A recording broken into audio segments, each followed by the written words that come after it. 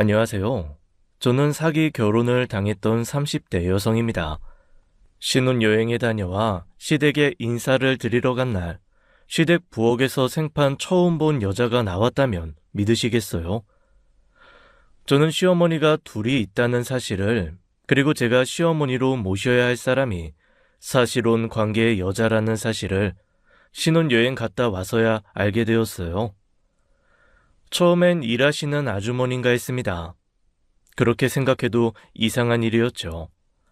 평범한 가정에서 두 사람 살림에 시부모님 또래의 아주머니를 드리는 일은 드문 일이었으니까요. 왔니? 얼른 와서 좀 거들어라. 네? 네.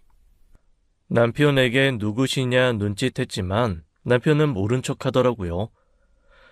저희 부부가 신혼여행에서 돌아온다고 시댁 어르신들이 모두 한 집에 모이는 날이라 부엌은 분주했습니다. 그걸 그분 혼자서 다 하고 계시다 제가 오니 마치 바통 터치하듯 부엌을 나가시더라고요. 갈비는 내가 양념 다 해놨으니까 불만 올리면 되고 잡채는 재료 손질 다 해놨으니 간만 좀 맞춰라. 그리고 좀 빨리 오지 그랬니? 바빠 죽겠는데 숟가락만 얹을 셈이었어? 네? 저는 영태 씨가 이 시간에 가자고 해서 맞춰온 건데요.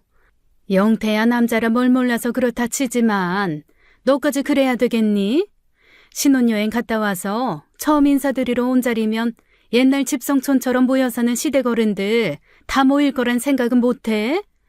하여간 요즘 젊은 애들 자기밖에 몰라서 생각이 깊지 않다고 하더라만 그게 내 며느리가 될 줄은 몰랐지. 네? 그게 무슨... 근데 누구세요? 누구긴 영태 엄마지. 전 그때 시댁에서 저를 상대로 서프라이즈를 하는 줄 알았습니다. 재치 있는 환영식 정도로만 생각했었어요. 그런데 그분의 갑갑하고 짜증스럽다는 표정을 마주한 순간 장난은 아니구나 싶더라고요. 제 머리가 이상해진 게 아니라면 상견례를 했던 식당에서도 결혼식장에서도 저를 맞이해 주시던 분은 그분이 아니셨거든요. 생김새며 체구, 성격이나 목소리가 다른 건 두말할 필요도 없었고요. 더 황당한 건 시간 맞춰 시댁에 들어오시던 시가 쪽 식구들이 그 여자를 아무렇지 않게 대한다는 것이었어요. 정신없는 와중에 부랴부랴 음식은 거들어서 냈는데 이게 대체 뭔가 싶더라고요. 잠시 시간이 좀 비었을 때 남편에게 가서 물었습니다. 어떻게 된 거야? 어머니는 어딜 가시고 저 사람이 어머니 행세인데. 저분도 우리 엄마야. 뭐? 아니, 심영태, 알아듣게 설명해. 나 지금 말장난 할 기분 아니야. 너무 황당하고 어이가 없거든? 말 그대로라고. 결혼식장에 오신 분은 나 낳아주신 분이고 저분은 나 중학교 때부터 키워주신 분이야. 둘 다 우리 엄마라고. 여기까지 들었을 때 여러분들은 이 상황이 이해가 되시나요? 저는 이해가 되지 않아서 바보처럼 눈만 꿈뻑대며 남편을 바라보았어요. 남편은 좀 곤란하고 귀찮다는 듯 한숨을 쉬며 그러더라고요. 지금 우리 아빠랑 살고 있는 건 저분이 맞아. 네가 만난 사람은 그냥 형식적인 법적 엄마고. 야, 나 지금 너가 하는 말 무슨 말인지 하나도 모르겠어. 그러니까 너 낳아주신 분, 키워주신 분이 따로 있다는 말이잖아. 그러면 처음부터 상견례고 결혼식이고 키워주신 분이 나와야 하는 거 아니야? 아버님이랑 같이 살고 있는 분이시라며. 그리고 법적 엄마는 뭐야? 그럼 저분은 법적으로 네 엄마는 아니라는 소리야? 우리 집안 사정이 있어서 그래. 비록 두 분이 법적 부부는 아니지만 사실상 법적 부부나 다름없지. 어쨌거나 친엄마랑은 진작 별거하고 양쪽 다 각자의 새로운 인생을 살고 있으니까. 그리고 굳이 공식적인 행사에 친엄마가 나가신 건 어쩔 수 없었어. 대외적으로는 우리 아빠랑 친엄마가 부부라서. 남편의 이야기는 들으면 들을수록 미스터리 투성이었습니다. 그때 그 남편을 키워주셨다는 분께서 저를 급하게 부르시는 바람에 그 자리에서 더는 이야기를 하지 못했어요. 저는 그 자리에서 처음 봤던 그분은 그 집에서 아무렇지 않게 장손 며느리 역할을 하고 있었습니다. 전체적인 분위기를 휘어잡고 누구도 어려워하지 않는 모습을 보면서 그야말로 실세구나 싶더라고요. 인사도 드리고 식사를 함께하는 사이 누구도 그분에 대한 설명을 해주신 분이 없었어요. 그야말로 이상한 나라에 와 있는 기분으로 일정을 끝냈을 땐 어둠이 짙게 내린 자정이 가까운 시간이었죠. 자고 가라고 하셔서 엉겁결에 남편이 쓰던 방에 눕긴 했는데 정말 말 그대로 꿈 같더라고요. 제대로 좀 얘기해봐. 나 오늘 상황 아무리 생각해도 납득이 안 돼. 이게 맞다고 생각해? 우리 엄마 아빠는 그때 결혼식장에 오신 분이 너희 엄마라고 생각하고 계시는데 갑자기 느닷없이 아버님이랑 살고 계신 분은 따로 있다고 하면 이해하시겠어? 말했잖아. 그냥 우리 집안 사정이 그렇다고. 미리 말 못한 건 미안해. 솔직히 말하면 이 사정 제대로 이해하지 못할 것 같아서 그랬어. 그렇다고 범죄를 저지른 건 아니잖아. 그냥 집안 사정일 뿐이지. 범죄는 아니겠지. 근데 경우가 이게 아니잖아. 집안 사정이 있으면 미리 얘기를 해서 양해를 구하고 이해시키려고 해야지. 이해받지 못할 거라는 이유로 숨기고 결혼했다는 게 말이 돼? 나라고 이렇게 복잡한 가정사에 있는 집에서 자라고 싶었겠어? 나도 어렸을 때부터 많이 힘들었었어. 영태야, 그래도 이건 아니지. 뭐 하나 속 시원하게 이해되지 않은 상황에 한숨만 푹푹 나오는데 갑자기 문 두드리는 소리가 들리더군요. 들어오라고 말도 하지 않았는데 문이 벌컥 열리더니 시어머니란 사람의 모습이 보인 거예요. 예, 여기 너네 집 아니다. 네? 아무리 불만이 있어도 그렇지. 지금 시댁에 와서 목소리 높이는 거니? 어른들 타 있는 자리에서? 아, 죄송해요. 그렇게 큰 소리로 말한 건 아니라고 생각했는데 들으셨다면 죄송합니다. 근데 저도 좀 당황스러워서요. 아까는 상황이 적절치 않아서 그냥 넘어갔지만 꼭 짚고 넘어가야 하는 문제라고 생각하거든요. 뭐가? 어머니께서도 저 처음 보신다면서요. 저도 어머님 이 자리에서 처음 봤어요. 영태 씨한테 어머니가 두 분 있다는 사실은 전혀 듣지 못해서 너무 당황스러워서 그래요. 이제 알았잖니. 네? 알았잖니가 아니라 잠 좀 자자, 잠 좀. 응? 어떤 집이든 그 집안의 사정이라는 게 있는 건데 그걸 다 일일이 너를 이해시킬 필요는 없지 않겠니? 네? 내일은 5시에는 일어나야 한다. 네 시아버지가 아침을 일찍 하시니. 황당해하는 저를 아랑곳하지 않고 그분은 다시 문을 닫고 나가버리셨어요. 기가 막혀 남편을 쳐다보니 남편은 눈 둘 곳을 찾지 못한 채 미안하단 말뿐이더라고요. 처음 인사가 한 그날이 어떻게 지나간 줄도 모르겠습니다. 다음 날 집에 돌아오는 길에 남편과 한마디도 하지 않았어요. 아무리 생각해도 이건 아니다 싶었는데 그때까지만 해도 이혼 생각까지는 못했습니다. 이혼할 일이 아니라고 생각해서가 아니라 정말 이게 무슨 상황인지조차 인지가 잘 안 됐거든요. 그때 때마침 결혼식장에 오셨던 남편의 친어머니라는 분께서 연락을 주신 거예요. 그래, 너희 신혼여행 다녀왔다며? 너 영태 집에 갔을 것 같아서 연락했어. 네, 어머니. 저 지금 그래서 무슨 상황인지 잘 이해를 못하겠어요. 낳아주신 분, 키워주신 분 따로 있다는 것도 어머님, 아버님이 이혼은 안 하시고 따로 사시면서 각자 배우자를 따로 두고 계신다는 말도 이게 다 무슨 말이에요? 미안하다, 수정아. 미리 말했어야 하는 문제인데 영태가 자기가 알아서 하겠다고 하도 간곡히 얘기하는 바람에 나도 말을 못했어. 우리 집 사정이 좀 그래서 내가 영태 아빠랑 아직 이혼은 못했는데 사실상 남이나 다름없는 사이야. 영태 아빠랑 지금 같이 살고 있는 그 여자가 영태 중학교 때부터 키웠어. 나는 너한테 시어머니 대접 받을 생각도 자격도 없으니까 나는 신경 쓰지 마라. 어머니, 신경 쓰지 말라고 하신다고 해서 끝날 문제는 아닌 것 같아요. 저희 부모님께는 뭐라고 설명을 드려요. 정 네 입으로 말하기 힘들면 내가 직접 사부인한테 연락해서 전화마. 미리 말해줬어야 하는데 영태 그게 걱정이 좀 많아서 그랬나 봐. 이해해주렴. 알았지? 그 시댁 사정이라는 건 정확히가 외가 쪽, 그러니까 남편의 친어머니 쪽 사정이었습니다. 친어머니 집안이 오래전부터 지역 유지로 재산이 꽤 많았던 모양이에요. 결혼 전 시아버지께서 남편 외할아버님 회사에서 일을 하시면서 자연스레 친어머니를 알게 되셨고, 외할아버님의 전폭적인 지지에 따라 두 분이서 결혼한 것이었죠.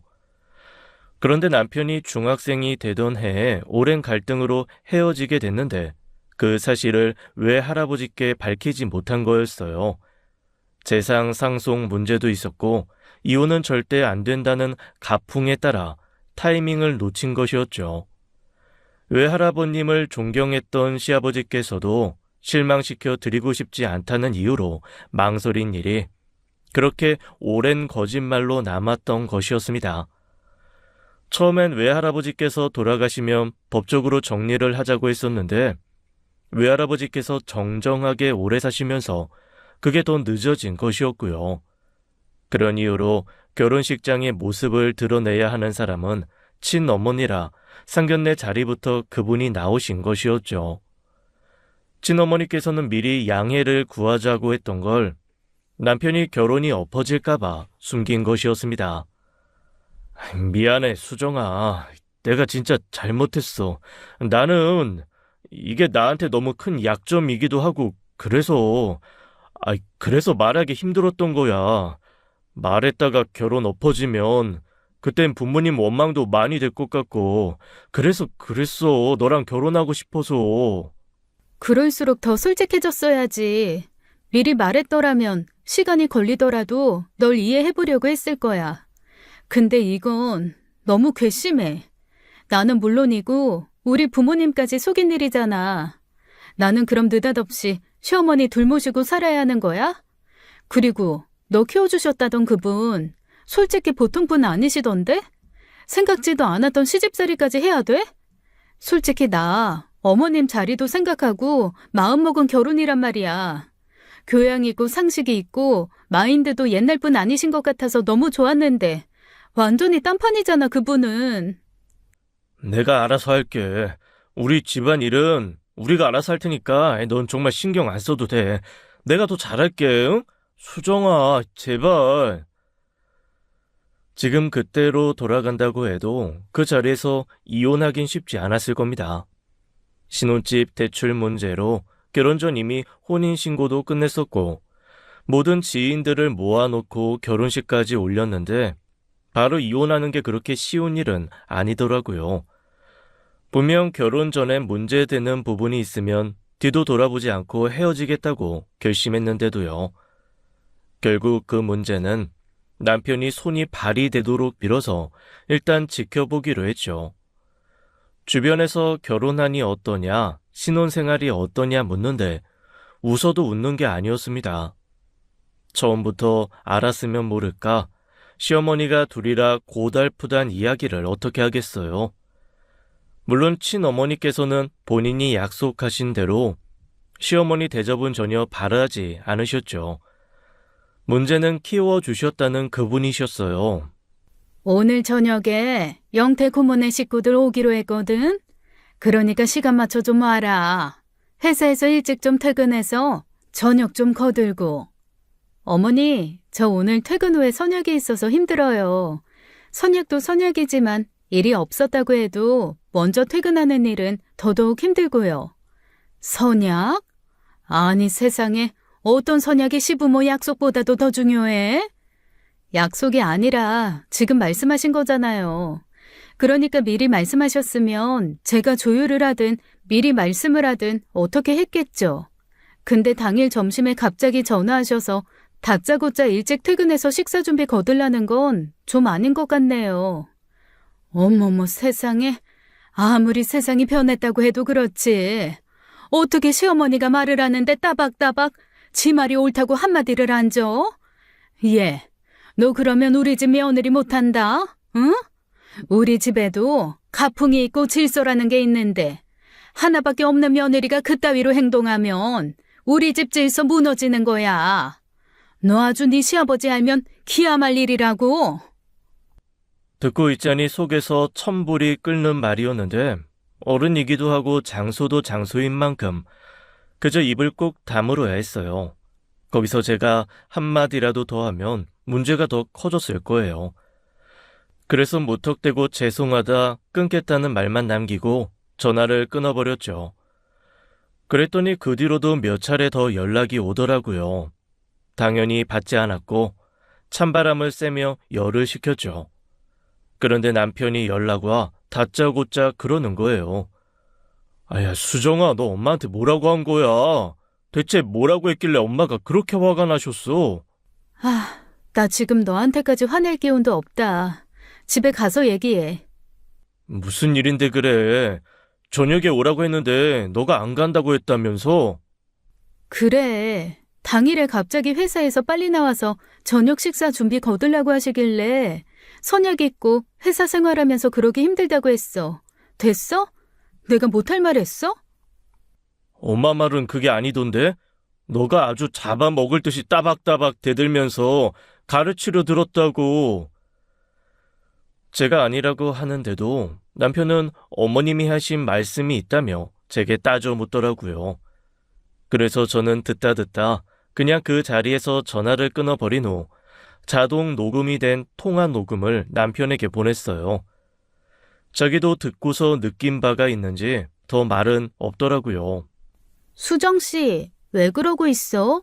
무슨 일 있어?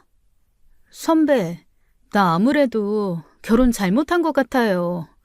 아, 왜? 신랑이랑 싸웠어? 원래 신혼 때 많이 싸워. 싸우다가 정든다. 그게 부부지 뭐. 글쎄요. 아무리 생각해도 정들 일은 없을 것 같은데. 지금 결혼 물으면 다들 좀 아니라고 생각하겠죠? 축의금도 많이 받았는데 주변에 너무 민폐고. 왜? 무슨 일인데 그래. 내가 들어줄게. 내가 이래봬도 직장 회사 선배에 결혼도 선배인데. 원래는 누구에게도 밝히고 싶지 않았는데 너무 속이 답답하고 미칠 것 같아서 믿고 의지하던 선배한테만 말했어요. 선배는 제 이야기를 들으면서 입을 떡 벌리며 기막혀 했죠. 그리고 제 이야기를 다 듣고선 그러더라고요. 수정 씨, 지금 이미 이혼할까 싶었지? 네? 네. 그래, 잘했어. 어차피 끝이 이혼밖에 더 돼? 그 생각이면 못 버틸 것도 없어. 버텨요? 일단은 남편 보고 한 결혼이잖아. 나도 살아보니까 내 남편이 완벽한 나의 편이길 바라는 건 욕심이더라. 하지만 진짜 내 남편이 될 준비가 돼 있으면 처음엔 부모님과 아내 사이에서 균형 맞추기 힘들어해도 결국에는 균형도 맞추고 내 편이구나 싶을 때가 오기는 와. 그러니까 일단은 지켜봐. 지켜보면서 수 틀리면 그냥 이혼하면 그만이지 라는 생각만 하면 버텨져. 아, 그게 도움이 될까요? 경험자 아니야. 나도 신혼 몇 번이나 이혼 서류 쓰고 찍고 했다니까. 근데 진짜 이혼할 마음 먹어보고 나니까 마음의 여유가 좀 생기더라고. 마음의 여유가 생기면 내 태도도 달라지고 결국 사람이 최선을 다하게 돼. 하는 데까지 다 해보는 거니까. 나중에 결심을 실행에 옮기더라도 후회도 없고. 저는 선배의 말을 가슴 깊이 새기며 한번 버텨보기로 했습니다. 이왕 한 결혼, 섣불리 이혼 뒤에 조금만 더 참아볼 걸 하는 후회 같은 건 1%도 남기고 싶지 않았으니까요. 결국 그날은 시댁을 찾지 않았고 주말에 남편과 함께 나갔더니 아버님은 안 계시고 고모님이 함께 계시더라고요. 남편이 잠시 근처에 온 친구 연락을 받고 잠시 자리를 비운 사이였어요. 아니나 다를까 시어머니가 제가 못마땅해서 한마디 하시는 걸 옆에서 고모님께서 듣고 제 편을 들어주셨죠. 시집을 왔으면 기본적으로 시부모를 모실 준비가 돼 있어야 하는 거다. 시대가 변했다고 해도 그것만사 제쳐두고 제일 먼저 해야 하는 일이고, 어디 감히 시어머니 말에 회사 일을 앞세우니? 아유, 언니, 너무 그러지 마. 요즘 젊은 사람들 그러면 싫어해. 그러다 수정이가 영태 구박하면 어쩌려고 그러우? 구박? 하라면 하라지. 나는 뭐 가만히 있어? 내가 영태 저걸 어떻게 키웠는데. 고등학교 3년에 수험생 뒷바라지 죽어라 해서 서울대 보낸 사람이 나라고. 너네 남편 서울대 출신이라는 거 프라이드가 있지 않니? 그거 내가 만든 거다. 그러면 네가 이러면 안 되는 거거든. 시어머니께서는 남편을 서울대 보낸 게 일생의 자랑이었습니다. 그것도 친아들도 아닌데 서울대를 보냈다고 꽤 자랑을 많이 하고 다녔나 보더라고요. 그 뒷바라지라는 곳의 정체가 뭔지는 저도 몰라요. 점심 저녁 급식이 나오는 학교에 보내놓고 매일같이 도시락을 싸준 것도 아니고 남편 수험생활 동안 든 학원비를 밖에서 벌어다 준 것도 아니었거든요. 뭔가 진짜 뒷바라지를 했다고 쳐도 그게 저랑 무슨 상관인가 싶더라고요. 본인 욕심에 그리고 남편 능력껏 잘 간 학교로 좋은 곳에 취직했으니 결혼도 잘했겠죠. 저라고 그렇게 엄청 뒤처지거나 부족한 것도 아니었습니다. 거기다 친정에서 주눅 들고 살지 말라고 능력껏 집 할 때 보태주신 돈도 있으니 더욱더 제가 눈치 볼 이유는 없었죠. 영태가 보기보다 효자라. 내 말 한마디면 너랑 안 산다고 할 거다. 그러니까 너 나한테 잘해야 한다는 거야. 영태 친모 만나 결혼식 올렸다고 너 은근히 나 무시하는 것 같은데 줄 똑바로 서라 이 말이야. 알겠어? 집안 사정 솔직하게 말하면 결혼 못할까 봐 사기 결혼하듯 숨긴 사람이 어머님 말 한마디에 이혼할 거라고요? 그럼 어디 한번 해보시던지요. 뭐야? 어머니, 저 어머니랑 싸우자고 하는 거 아니에요. 이왕 이렇게 된 거 어쩌겠어요. 영태 씨가 자기가 더 잘하겠다. 어머님 일도 알아서 하겠다. 그렇게 약속해서 보류한 일이지. 저희 부모님은 아직도 두 분 사정 모르는데 아시면 가만히 안 있으세요. 저도요. 저 생각 끔찍히 해주는 부모님 계시다고요. 어머 얘 말하는 것 좀 봐. 내가 못할 것 같니? 내가 너 이혼 못 시킬 것 같아? 하세요. 어디 한번 해보시라고요. 그게 결혼식을 올린 지 딱 한 달 만에 있었던 일입니다.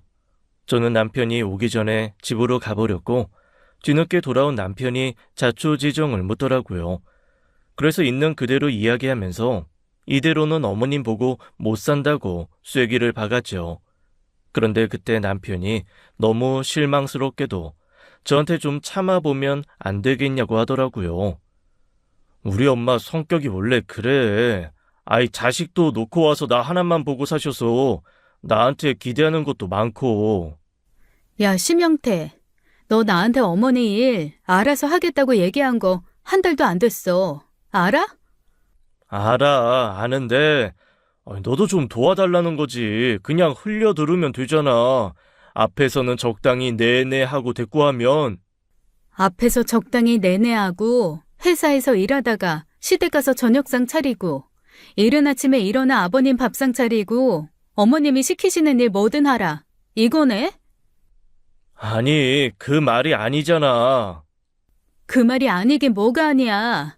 내내 하다 보면 어머님이 시키신 일 다 하게 되는데 결국 나보고 너만 참으면 되잖아라는 거 아니야. 양심 없다고 생각하지 않아? 내가 너네 집안 평화를 위해서 왜 참아줘야 되는데? 너네 집안? 야, 말을 왜 그렇게 하냐?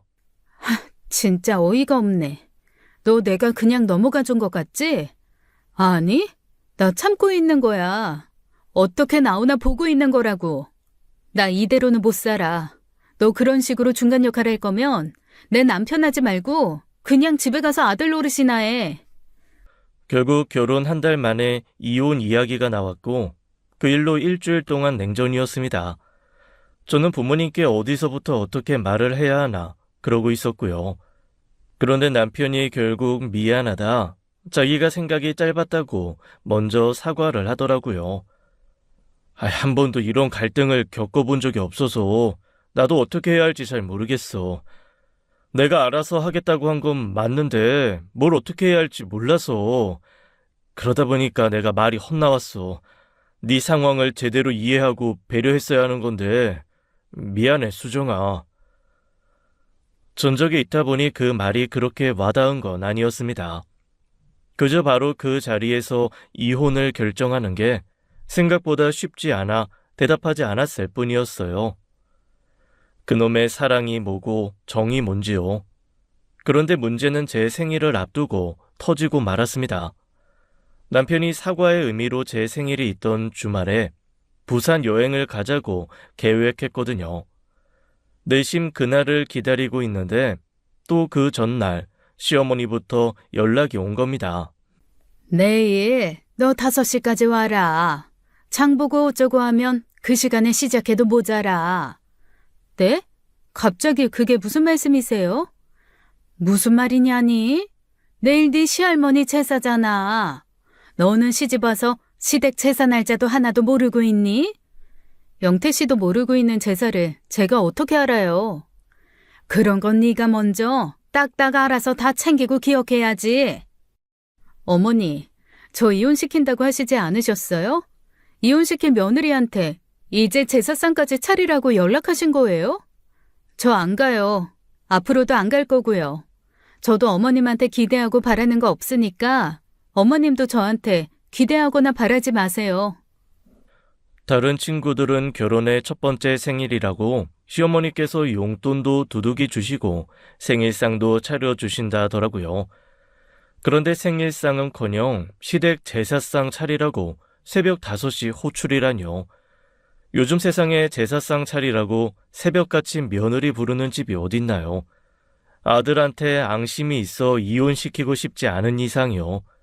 그간 받았던 스트레스가 한 번에 터져버렸고 저는 그 길로 친정 엄마께 연락해 엉엉 울었습니다. 놀란 엄마가 무슨 일이냐고 호들갑 떠시며 물었고 저는 그간의 일을 모두 털어놓은 거예요.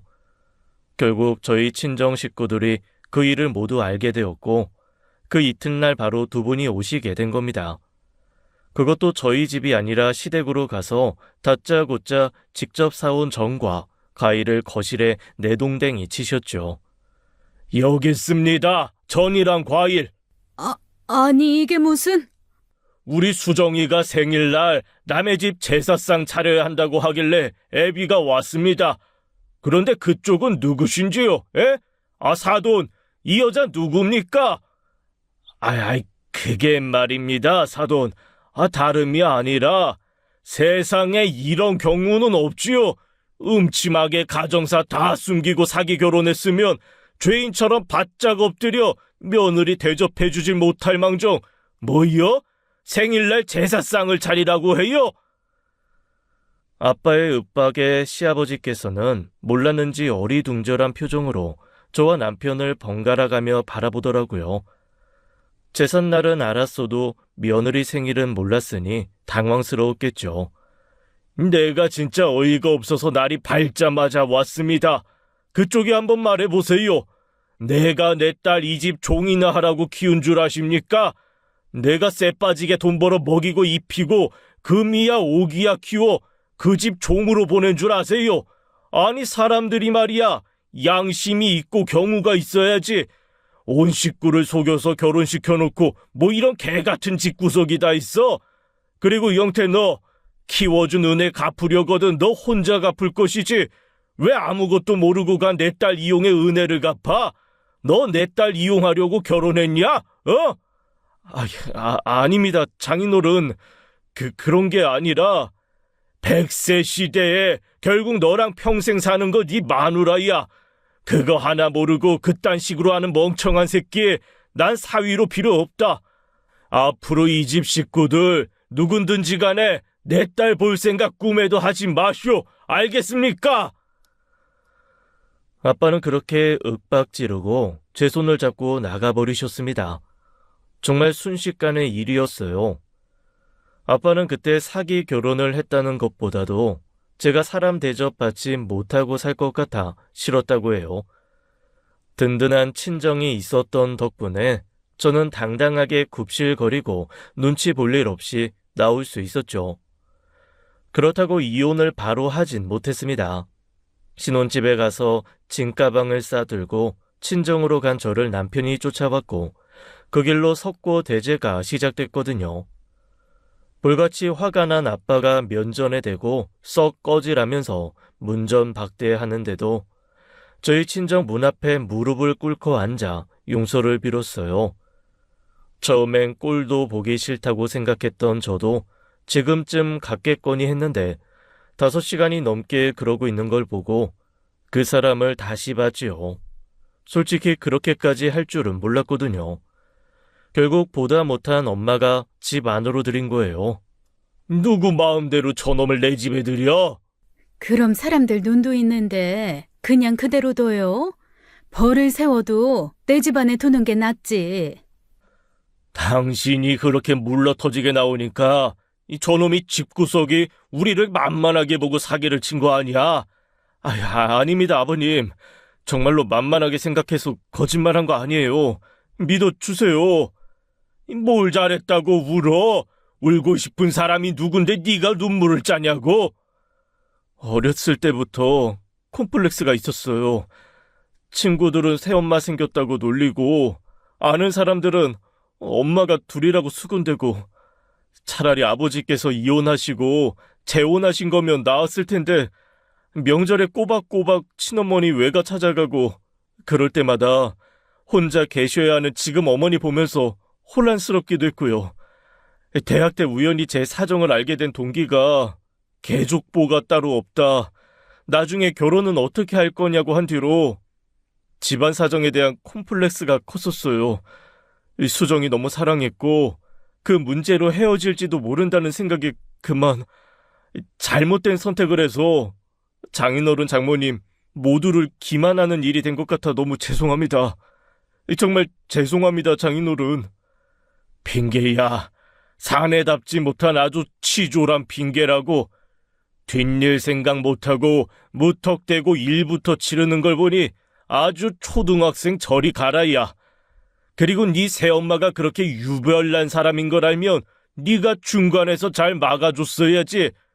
내가 그것만 잘했어도 말을 안 해. 결국 그 유별난 집안 때문에 내 딸만 손해보고 힘들었던 거 아니야. 결혼한 지가 얼마나 됐고 고작 한 달이야, 한 달. 앞으로 못해도 50년은 같이 살 텐데 한 달을 못 버티게 하고 힘들게 하는 놈을 뭘 믿고 50년을 맡기냔 말이야. 죄송합니다, 아버님. 입이 10개라도 할 말이 없어요. 저도 잘해보려고 한 일이었는데 제가 집안 재산 날짜도 제대로 모르고 일을 그렇게 만들었어요. 물론 일정이 없는 주말 제사라고 해도 이른 새벽부터 저희 집안 제사 챙길 일 없게 했어야 합니다. 장인 어른께서 하시려는 말 무슨 말인지 아주 잘 알고 있어요. 한 번만 더 기회를 주십시오. 다시는 이런 일 없다고 하겠습니다. 남편은 바닥에 엎드려 거의 머리를 조아리며 부탁을 하더라고요. 보는 사람이 다 뭘 저렇게까지 하나 싶을 정도로요. 머리끝까지 화가 났던 저희 아빠도 그 모습에 목소리가 좀 누그러졌죠. 영태야, 너 하나 보고 내가 맡긴 딸이야, 어? 앞으로 나랑 이 사람 저 세상 가면 내 딸 나만큼이나 아껴줄 놈 찾아 마음 놓고 눈 감으려고 나도 고심 끝에 허락한 결혼이었다고. 그런데 네가 이러면 어떻게 하냐? 나는 아주 뒤통수 맞은 심정이야. 압니다, 장인어른. 죄송합니다. 수정이, 너 이런 일이 있으면 바로바로 부모한테 이야기를 해야지. 참을 게 따로 있지. 그런 걸 혼자만 알고 넘어가려고 해. 넌 어떻게 할 거야? 앞으로 어떻게 하고 싶은데? 엄마 아빠 걱정할까봐 혼자서 이해하고 받아들이려고 했던 일이 결국 이렇게 돼버렸어. 솔직히 말하면 자신 없어. 수정아. 좋은 배우자는 부모에게서 정서적 독립을 하고 독립된 가정을 꾸릴 수 있는 사람이어야 한다고 생각해. 효도도 좋고 부모님 챙기는 거 너무 좋지만 새로 꾸린 가정보다 원가정이 더 중요한 사람이면 결혼하지 않는 게 더 낫지 않을까? 나도 처음이라 그랬어. 너 먼저 챙겨야 하는 거 너무너무 잘 아는데 그게 마음처럼 잘 안 돼서 내가 중간에서 대처를 잘 못했던 것 같아. 내가 정신 똑바로 차리고 살게. 각서라도 쓸게. 남편은 벼랑 끝에 내몰린 사람처럼 다급하게 말했습니다. 다시 한번 이런 일이 있을 경우 공동 명의 아파트까지 포기하고 깔끔하게 이혼하겠다는 각서를요. 큰 의미도 없는 각서가 욕심나는 건 아니었고 그렇게 처절하게 이혼을 원하지 않는 모습을 보면서 저도 흔들린 거예요. 마음처럼 혹은 드라마나 영화처럼 결단력 있게 이혼도 할 수 있으면 얼마나 좋겠습니까? 하지만 함께 지내왔던 세월도 길고 그간 미운정, 고운정 다 쌓고 가족이 된 상황에선 쉽지 않았어요. 더군다나 100% 남편과의 문제라기보다는 제3자가 끼어든 문제라 그 문제만 해결되면 늦지 않게 새로운 시작을 할 수 있을 거라고 생각했고요. 그래서 남편의 각서를 받고 다시 잘해보기로 한 거였어요. 남편이 약속한 건 첫째, 시댁 문제는 1절 남편이 해결한다. 둘째, 키워준 시어머니와 연락할 일은 절대 없게 한다 였습니다. 그래서 그 뒤로 시댁에는 이혼한 부부처럼 전화도 발길도 완전히 끊어버렸어요. 그 문제가 해결되니 자연히 부부 문제도 해결이 됐습니다. 비로소 신혼생활이 시작된 후로는 남편과 싸우는 일이 전혀 없었어요. 수정아, 나 내일 집에 좀 갔다 올게. 아마 하룻밤 자고 와야 할 것 같아. 또? 이번엔 무슨 일인데? 미국 사는 사촌 동생이 들어왔대. 같이 밥 먹고 술 한잔 하다 보면 또 움직이기 힘들 것 같아서. 미국 사는 사촌 동생이 있었어? 그래, 그럼 어쩔 수 없지. 시댁 행사에서 자유가 된 저는 그럴 때마다 혼자 집에 있었고 남편만 시댁에 가곤 했습니다. 저에 대해 뭐라고들 하는지도 알 수는 없었어요. 남편이 철저하게 그 부분을 막아주었고 시댁 행사는 본인이 책임졌으니 그것만으로도 만족했죠. 그렇게 달콤한 신혼생활을 반년 정도 이어가던 어느 날이었어요. 집 근처 대형마트에 장을 보러 갔는데 거기서 우연히 시어머니를 만난 겁니다. 그런데 옆에 웬 젊은 여자가 함께 있더라고요. 하도 다정하게 하하호호 웃고 있기에 저는 놓고 온 자식인가 했죠. 시아버지와 함께 살기 전 자식이 있었다고 들었으니까요. 그러다 시어머니와 눈이 마주치게 됐는데 저도 시어머니도 인사를 하거나 아는 체는 하지 않았습니다. 그런데 이상하게 유달리 그 여자를 더 대놓고 일부러 챙기는 것 같다는 생각이 들더라고요. 집에 돌아와 남편에게 그 이야기를 했더니 남편은 대수롭지 않게 이야기를 했죠. 딸? 있다고는 들었는데 자세히는 몰라. 만난 적도 없고. 그래? 되게 자주 만나는 것 같아 보이던데. 나야 엄마 사생활은 잘 모르니까 서로 무슨 일 있었던 건 아니지? 없었어. 나도 어머님도 모른 채 했지 뭐. 잘했어. 저녁은 오랜만에 시켜 먹자. 어때? 그렇게 지나간 이야기라 저도 그냥 대수롭지 않게 지나갔던 거였어요. 그런데 그게 다 연극이었다는 게 며칠 후 밝혀진 것이었죠. 며칠 후 우연히 절 알아본 시댁 동네 분들을 만나게 된 겁니다. 우스갯소리로 집성촌처럼 시댁 식구들이 한 동네에 몰려 살고 있었는데 그러다 보니 이웃분들도 거의 친인척처럼 가까운 사이였어요.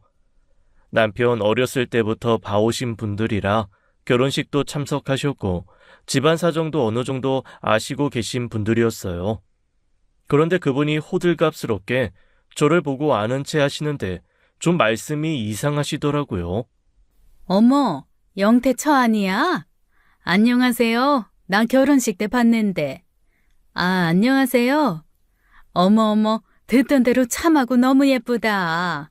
아주 그 집 시어머니가 입이 닳도록 칭찬하고 다니잖아요. 음식도 잘해, 말도 사근사근하고 예쁘게 해. 아주 딸 하나 생긴 것 같다고 좋아 죽던데? 저희 어머니가요?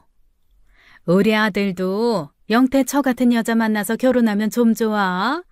아주 요즘 애들 같지 않게 시부모 알기를 하늘같이 아는 것 같아서 너무 예쁘더라. 이번에 필라테스도 끊어드렸다며? 같이 다니게 됐다고 얼마나 좋아하든지. 필라테스 끝나면 영태가 매번 데려다주고 그런다며. 세상에 얼마나 부부간에 보기가 좋아?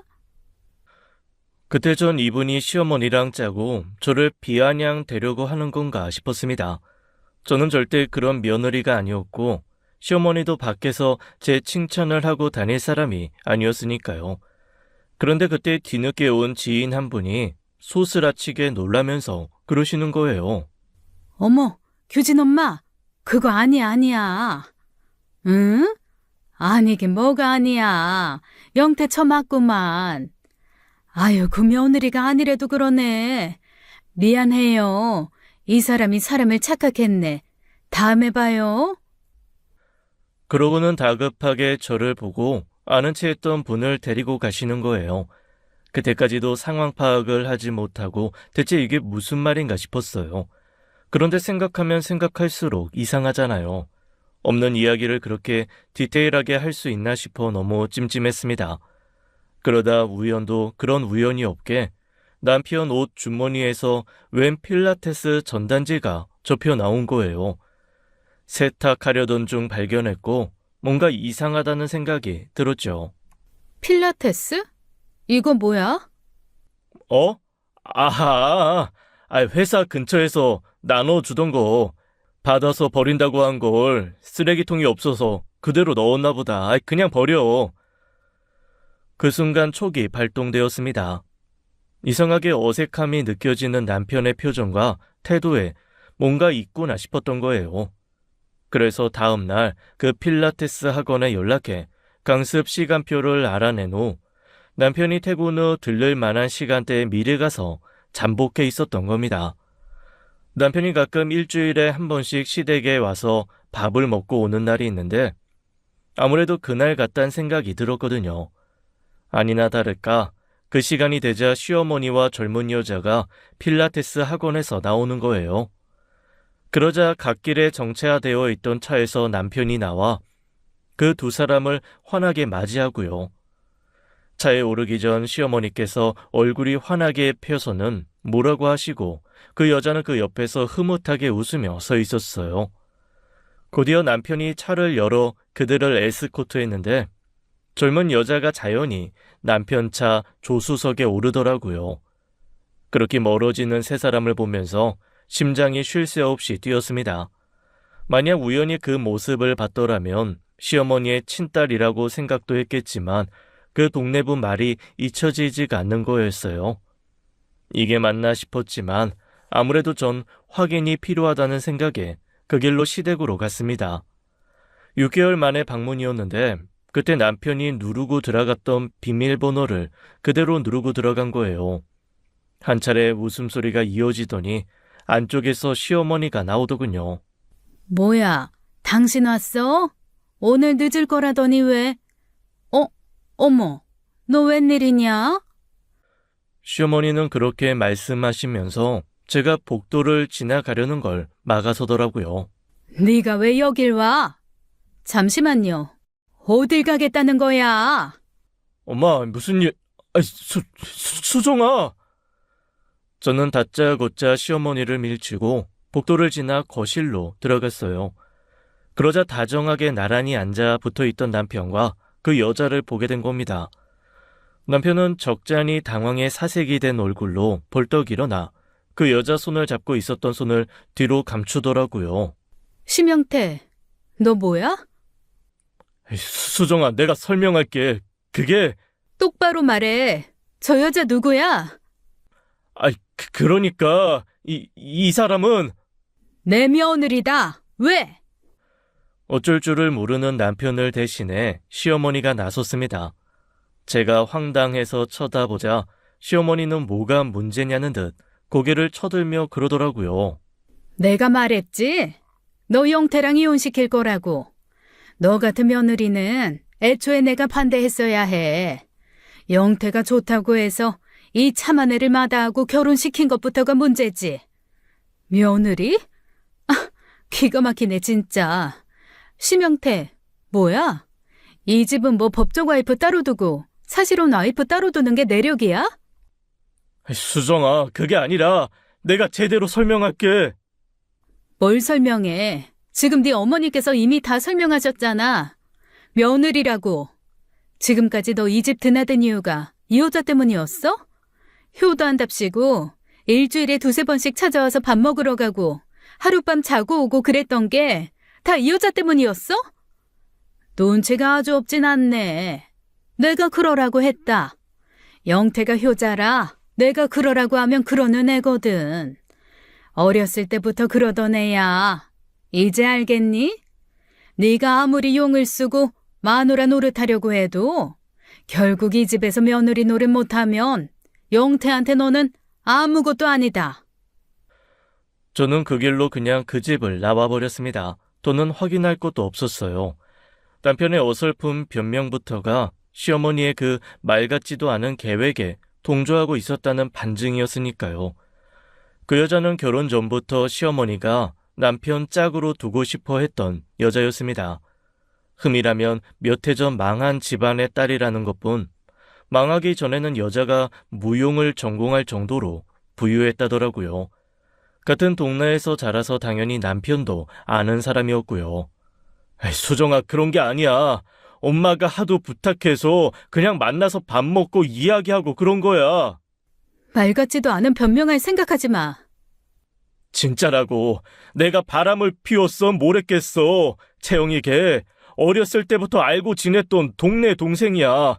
엄마가 어렸을 때부터 딸처럼 잘 챙겼던 애라 그 후로도 자주 만나서 시간 보내고 그랬던 애라고. 어머니 하시는 말 못 들었어? 며느리라잖아. 이 집에 아들이 둘이야? 밖에서도 그 여자를 며느리라고 자랑하고 다닌다더라. 그리고 너 나 눈뜬 장님 취급하지 마. 나 들어가기 전에 둘이 나란히 앉아서 뭐 했는데? 너는 동네 동생이랑 손잡고 노니? 그게 아니라 수종 냉증 때문에 손이 많이 차다고 해서 얼마나 차나 싶어서. 진짜 수정아, 진짜 그런 거 아니야. 난 그냥.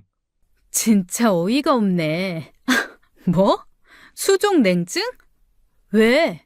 손이 다쳐서 보고 있었다고 그럴싸한 핑계라도 대보지. 너 가슴에 손을 대고 양심껏 얘기해. 바람이 아니라고? 모를 일이지만 둘이 입술 붙인 적 없고 잔 적도 없다고 치자. 그것만 안 하면 바람이 아니니? 내가 친정에서 친정 부모님이랑 아는 오빠랑 넷이 모여서 일주일에 두세 번씩 가족처럼 밥도 먹고 차도 마시고 집까지 드나들면서 시간 보냈다고 하면 너는 동네 오빠랑 친목 다지고 왔구나. 그렇게 생각할래? 제가 쏘아붙이자 남편은 꿀 먹은 벙어리처럼 할 말을 잃더군요. 이번에야말로 변명을 들어줄 필요가 없었고 더는 고민할 필요도 없었습니다. 바로 이혼에 이른 거예요. 물론 남편이 협조적이지는 않았습니다. 절대 못하겠다고 버티는 걸 혼자 미친년처럼 윽박지르고 난리를 친 후에야 합의 이혼을 할 수 있었어요. 이혼은 두 번 다시 못할 짓이더라고요. 한때 영원을 약속했던 사람과 저 밑바닥까지 보고 나서야 남이 될 수 있는 일이었거든요. 두 번 다시 만나지 말자. 죽어 저승에서도 그 얼굴 보이지 마라라는 말이 마지막일 거라고 생각했었어요. 이혼 때문에 너무 힘들어 휴직하고 한동안 친정에서 지내면서 두 번 다시 결혼도 하지 않겠다 다짐했죠. 물론 전 남편은 그 후로도 몇 번이나 연락은 왔었습니다. 다시 한 번만 생각해주면 안 되겠냐고 이미 이혼 서류에 도장을 찍고도 그러더라고요. 참 사람이라는 게 알다가도 모르겠더라고요. 친정 앞에서 5시간을 넘게 무릎 꿇고 앉아 절실하게 기회를 찾던 사람이 어떻게 그렇게 허무하게 기회를 저버릴까요? 처음엔 시어머니도 전 남편도 제가 고통받은 만큼 똑같이 고통받았으면 좋겠다 이를 갈았는데 시간이 지나자 그저 앞에서 엮일 일 없이 상종도 하지 않았으면 좋겠다. 그냥 영영 끝이었으면 좋겠다 싶더라고요.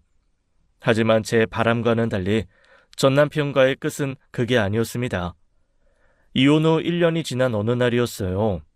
회사 근처에 오피스텔을 얻어서 복직해 살고 있었는데 그 근처 카페에서 우연히 전 남편 친어머니를 만난 겁니다. 어머, 수정아. 안녕하세요. 맞네. 여기가 네 회사구나. 잘 지냈어? 얼굴은 좋아 보이는데. 네, 괜찮아요. 어머님께서도 잘 지내셨어요? 나야 잘 지냈지. 어머님이라는 호칭 좀 미안하네. 나 잠깐 시간 되는데 앉아서 얘기할 시간 돼? 네? 네. 나 이혼했어. 반년 전에. 아버지께서 돌아가시고 영태 아빠랑도 서류 정리한 거지. 그러셨구나. 영태 새엄마 소식 들었니? 아니요. 그 뒤로는 그냥 다 닫고 살아서 별로 궁금하지도 않고요. 영태 새엄마랑 영태 아빠도 갈라선 모양이더라. 이런 말 도움이 될지 모르겠지만 그래도 너 마음 조금이라도 편하라고. 네? 아니 왜? 영태 아빠가 그런 사람이야. 내가 그 사람이랑 왜 이혼을 했겠니? 가만히 앉아서 관심 없는 척 있다가 자기 이속만 챙기던 사람인데 그러니 영태 아빠랑 나 같은 관계도 가능했겠지. 약속했던 대로 내가 상속재산 일부를 영태 아빠한테 넘겨주고 이혼했는데 기다렸다는 듯이 그 여자랑도 헤어지더라. 따로 만나는 여자가 있었던 모양이야. 네? 바람을 피우셨다고요? 그것 때문에 지금 소송 중이라더라. 사실혼 관계였으니 재산 분할 제대로 해달라고. 그래도 내 아들 오래 키워준 공이 있어 그렇게 되지 않기를 바랐는데. 네가 들으면 속은 편할까 싶어서 이야기하는 거야. 생각해 주셔서 감사해요. 영태랑은 연락 안 하지? 영태는 아니다. 수정아, 너랑 첫 단추를 잘못 깬 것 같아서 내내 그게 걸렸어. 내가 영태한테 엄마 노릇 제대로 못한 게 미안해서 영태가 해달라는 대로 해준 게 결국 너희 둘 사이에 문제를 만든 게 아닌가 싶어서 내가 좀 더 어른답게 대처했어야 하는데 그저 내 아들 생각만 했네. 영태 때문에 마음고생한 거 대신 사과할게. 영태 그게 그 여자한테 마음에 빚이 있어서 그랬을 거야. 나도 영태 아빠도 어린 영태한테 죄인이라 내 아들 탓은 못하겠다. 그분께서는 어린 시절 어른들의 문제로 눈치를 보며 자랐던 전 남편에게 미안하다 하셨어요. 그리고 응원을 받으며 헤어졌는데 헤어지기 직전 마음에 걸리는 말이 있었어요. 맞다. 수정아. 혹시 영태 소식 듣더라도 너무 마음에 담지 마. 아까도 말했지만 그건 영태 탓도 네 탓도 아닌 그냥 나랑 영태 아빠 탓이니까. 그게 무슨 말이냐고 자세히 물으려다 말았습니다. 솔직히 말하면 마음 불편해지는 이야기를 듣고 싶지 않았던 것이죠. 그런데 얼마 지나지 않아 그분이 하신 말씀이 무슨 말인지 알게 되었죠. 지인을 통해 남편이 몇 달 전 퇴사했던 소식까지 듣게 되었는데 그 뒤로 어떻게 지내고 있는지는 전혀 들리는 소식이 없었거든요. 그런데 어느 날 거래처 미팅을 가던 길에 공원에 앉아있던 남자를 보게 되었는데 저는 두 눈을 의심했어요. 분명 전 남편이 확실한데 누가 봐도 노숙자나 다름없는 꾀죄죄한 꼴로 공원에 앉아서 빵을 뜯고 있었거든요. 가던 길에 차를 멈춰 세우고 가까이 가서 살폈는데 틀림없이 전 남편이었습니다. 심영태? 제가 그렇게 부르자 남편은 소스라치게 놀라며 저를 보다가 불이 나게 도망을 치더라고요. 어떻게 된 일인가 싶어 주변 지인들에게 수소문해 알아보니 아는 사람이 거의 없었어요. 그런데 고민 끝에 연락한 전 남편 친구가 그러는 겁니다. 아, 이 영태 봤어요? 아, 재수씨, 그놈 상태가 영 아니에요. 영태 이혼하고 회사에서도 여러 번 깨졌는데 그러면서 애가 맛이 갔었거든요. 근데 최근에 부모님 이혼으로 무슨 소송이 걸렸댔나? 뭐 거기에 그렇게 불려 다녔나 봐요. 그래서 집에서도 나와 사는 모양인데 나는 집 얻어 사는 줄 알았는데 친구 말 들어보니 차에서 지낸다더라고요. 아, 아니, 왜요? 모르겠어요. 이야기해봤는데 애가 그냥 삶의 의욕도 없고 재수씨, 염치 없는 이야기지만 영태 좀 만나 이야기 좀 해봐요. 이혼한다고 인생이 망하는 것도 아닌데 애가 맛이 갔다니까요. 전 남편 친구는 염치 없지만 사람 하나 살린다고 생각하고 한 번만 도와달라고 하더라고요. 개같이 싸우고 헤어졌던 사람이지만 그래도 한때 부부로 살았던 사람이 그렇게 산다고 하니 마음이 편치는 않았습니다. 그래서 전 남편 친구와 함께 전 남편이 산다는 차가 주차된 곳까지 가게 된 거예요. 처음엔 친구만 오는 줄 알고 차에서 문을 열고 나오던 전 남편은 저를 보고 또 놀라 도망치려고 했었어요. 그걸 전 남편 친구가 막아서서 겨우 대화를 하게 되었죠. 왜 이러고 있어? 대체 왜 그러는 건데? 그냥 이게 편해서 그래. 회사도 그만두고 노숙자처럼 차에서 지내는 게 편하다고? 인생 망했어? 이혼했다고 뭐 세상이 끝나? 왜 이렇게 사냐고, 사람 황당하게. 너랑 상관없잖아.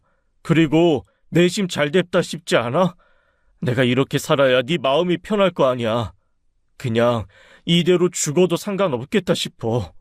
더는 어떻게 살아야 하는지도 모르겠고. 저는 그 순간 너무 화가 나서 전 남편의 뺨을 후려치고 말았습니다.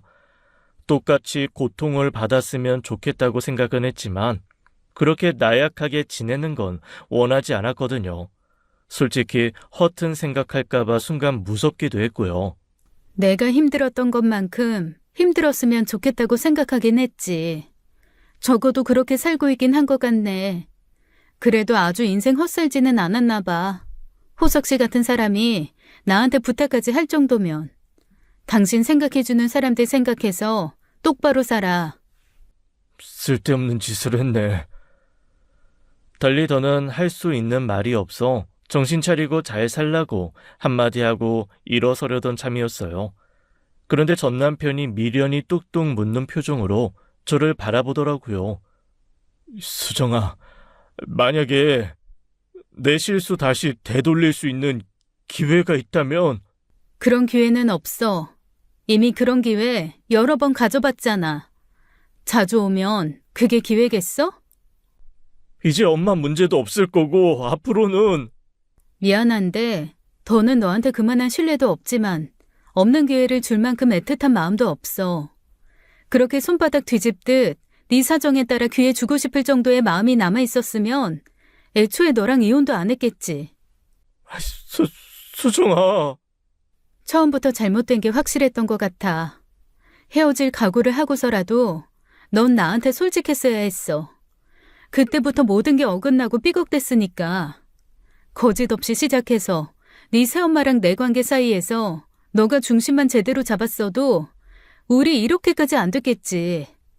정신 차리고 살아, 제발. 나 배신한 벌은 충분히 받았다고 생각할게. 그때의 만남은 저에게도 전 남편에게도 완벽한 마음 정리였다고 생각해요.